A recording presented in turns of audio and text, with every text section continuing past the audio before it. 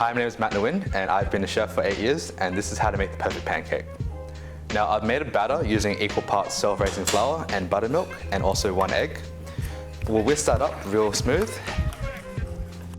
and then we'll head over to the stove and heat up the pan. We'll melt some butter, and when that butter's melted, we can pour the batter into the pan.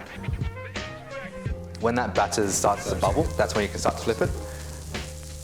We'll leave that batter in the pan for a little bit longer, and when it's ready, we can take it out of the pan and onto the plate.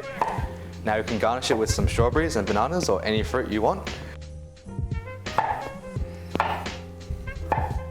And then we'll finish it off with some ice and sugar. And that's how you make the perfect pancake.